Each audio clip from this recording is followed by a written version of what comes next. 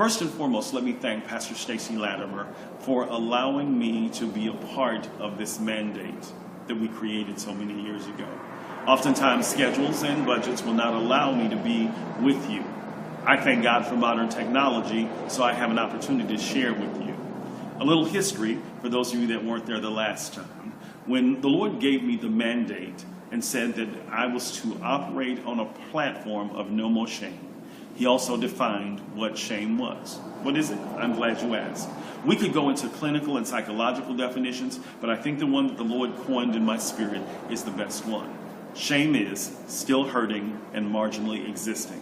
How many of us are still walking around hurting from the things that have happened to us? I got news for you tonight that healing is imminent. Why? Because if we go from a biblical standpoint, it says that He was wounded and bruised for our transgressions, and that by His stripe we are healed. Those stripes often feel like they were not instituted on His back or on His body, but in our hearts and our minds, and we carry those stripes and almost wear them as a badge of honor. This evening I would ask you to really allow breakthrough to happen. There may be some tears, there may be an ugly cry moment, but I've got news for you that is necessary in this season. There cannot be breakthrough if there is no breaking. There can be no breaking if you're not willing to break down the walls, the barriers, the force field, the whatever, the dome that has been created around you because you feel that you're unworthy and that shame is a part of your daily life. I have news for you. It does not have to be. I love what Romans 8:1 says. It says, "Now therefore there is no condemnation in those who are of Him, in Him, a part of Him." What happens is that shame often tells you that you can't be a part of Him, and therefore you don't allow Him to be a necessary part of you. Shame will have you running around trying to find some way to fit new pieces in the broken piece. Take that however you want it, and that's exactly what I was doing. I was giving myself away to people, hoping that they would restore the innocence and the dignity that had been lost in the heinousness of rape. For some of us, it was not rape, it was molestation. For some of us, it wasn't molestation, it was drugs, it was alcohol, it was a bunch of different things. But we have to ask ourselves, where was the origin of that sojourn? Where did we begin? Where was the genesis of what we allowed to happen in our lives? Some of us, we didn't even know we were allowing it. We were innocent and wanted to find a way to reclaim that which had been stolen. Guess what? You can't get that back. But what you can do is become the new creature, and your past is no longer a part of you. You have been given a gift to move on as if. As if. You know, we say that sometimes, as if. Well, here's the thing. Instead, change the tone, change the tenor of it, and say as if. In other words, it becomes your mantra that you can move forward. That's why mandates like no more shame are so imperative in this season. As I said, when the Lord gave it to me and I shared it with Pastor Stacy, one of the things that I knew was this, that we were on to something. That if the community was going to heal, including the community of faith, we would have to realize that shame had to be dealt with head on, which is why we do Nomoshame. Now, there may be some that are saying, well, why is it called Nomoshame? Shouldn't it be Nomoshame? Shouldn't we be a little bit more dignified? How can you be dignified about something that often causes you to give away your very dignity? No, we wanted it to understand that when we said no more, we meant no more. Because, as I said, some of us are still walking around, still hurting, and marginally existing. You were intended and created and purposed for greatness. But we forget is, if that's what Romans 8:1 says, now therefore there is no condemnation, we skip down to the verse that says that all things work together for the good of those who love the Lord, who are called according to purpose. Understand something. You were called according to purpose, and oftentimes it was purpose that this would happen because God knew that there was something in you that was strong enough to endure. Tonight, endure. Endure because you are endeared upon the heart of him who created you. Oftentimes, we won't forgive ourselves because we carry that, hoping that as long as we remember, it will never happen again. But oftentimes it does, because we haven't truly forgiven ourselves. But not only have we not forgiven ourselves, we won't forget. I know that's harsh. Somebody saying, but why should I forget? Because, and I believe this wholeheartedly, that when we hold on to the unforgiveness, or we hold on to the memory, either one or both, we cannot move forward because we continue to summons the spirits of those who did it to us and those who did it to them. So we empower the Spirit to move in our lives, not the Spirit, but a spirit or spirits.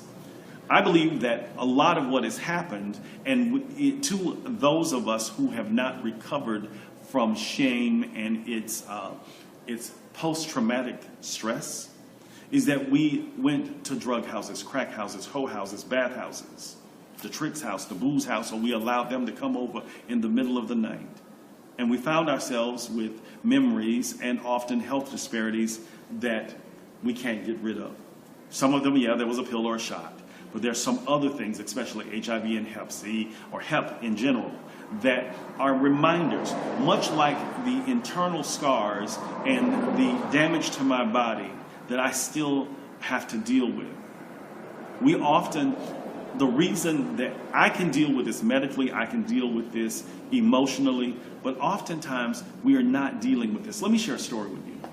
Shame is so powerful to the point that there are some people who are dying in this disease when they don't have to. Especially those who find themselves in the household of faith, because they can't go to their pastor, they can't go to their minister, their counselor, their deacon, their elder, whomever.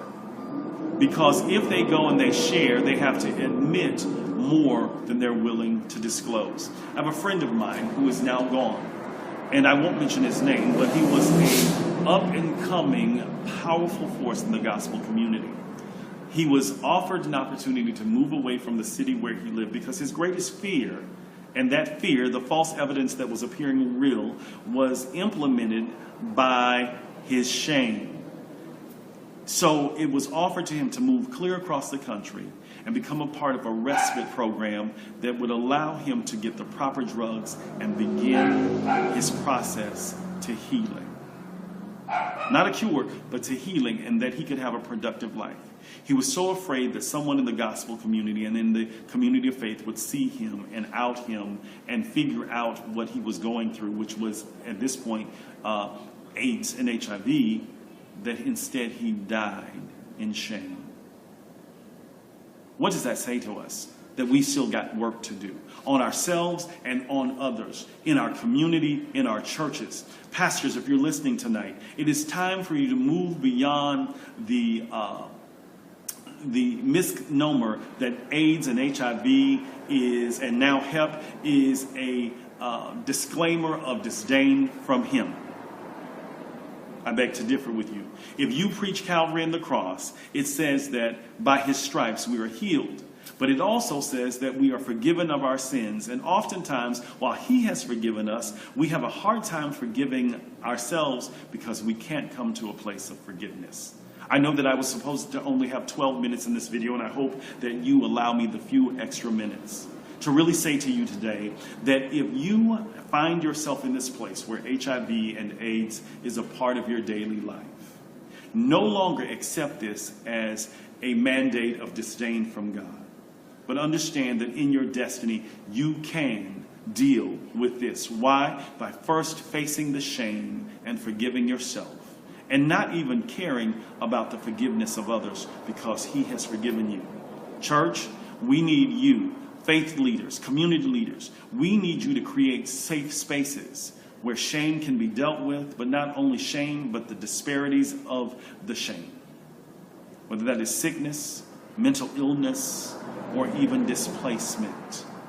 I say to you today that if the mandate was given and some years later, some 8 or 9 years later, we're still having this discussion, that means that we have not done our part. Tonight, as you listen to the keynote speaker, as you participate in the panel, don't just talk the talk. It's time for us to walk the walk and remind us that there is no place for shame. No more shame for you, no shame, more shame for me. It is forgiveness and the destiny proclamation that has been made that you can live and live life more abundantly. Thank you for allowing me to be here. Again, Pastor Stacy, thank you for all that you do. And for those that are on this committee, I honor you tonight. I speak your names, and you will forever be in my heart. God bless, and hopefully in the soon coming day, I'll be there in person with you. Until we speak again, Godspeed.